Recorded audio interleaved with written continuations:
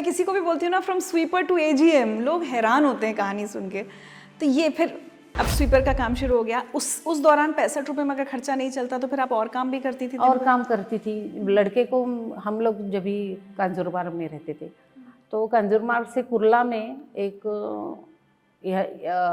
छोटे बच्चों का ऐसे जिससे आवाज़ आता है चाँव चाँव, ऐसे जो चलते हैं बच्चे तो वो आवाज़ आता है, तो वो वाला एक कंपनी था।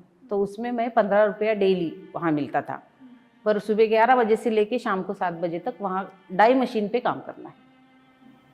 तो वो मैं करके उससे फिर मैं गुजारा। तो उसमें बच्चे को कौन संभालता था? बच्चे को साथ में लेके जाती थी, वो मेरे बाजू में ही बैठेगा।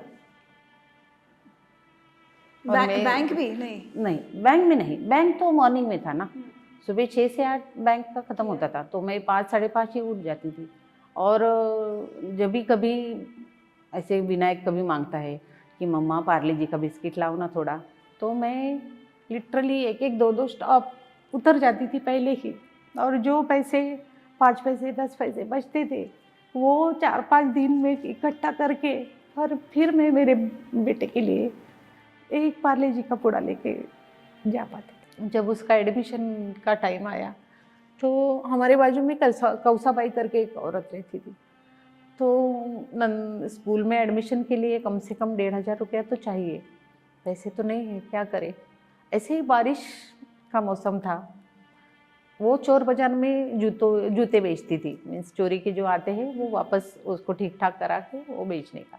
वो बोली तू चल, मेरा प्रतीक्षा नाम मेरे सेकेंड मैरिज के बाद मिस्टर प्रमोद ने रखा, मेरा पहले का नाम तुलसा था, तुलसा। तो बोली तुलसा चल तू मेरे साथ, मैं तेरे को ऐसा प्लास्टिक का जो जूते है वो भर के देती हूँ गोने में।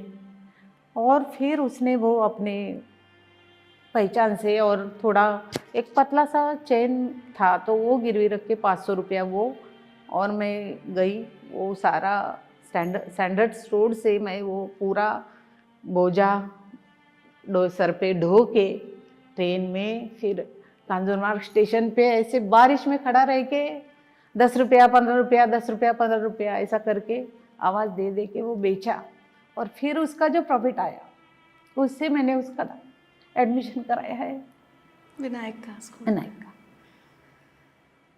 गॉड, हम लोग शायद ये कल्पना भी नहीं कर सकते इस संघर्ष की, क्योंकि जवान रहते हो, लोग अच्छे नज़र नहीं रहती है, और कोई वीडियो है तो फिर ऐसे लगता है लोगों को कि कौन है इसका, तो क्या ससुराल में तो वो तो देखते भी नहीं है, ननंद और सास तो अपने अपने उसमें है, इसको क्या है ऐसा। मगर भगवान से यही मांगा कि मैं अपने आप को कभी भी मैं आईने में देखूं तो मैं गर्व से देख सकूं, ऐसा मुझे तुम रखना हमेशा।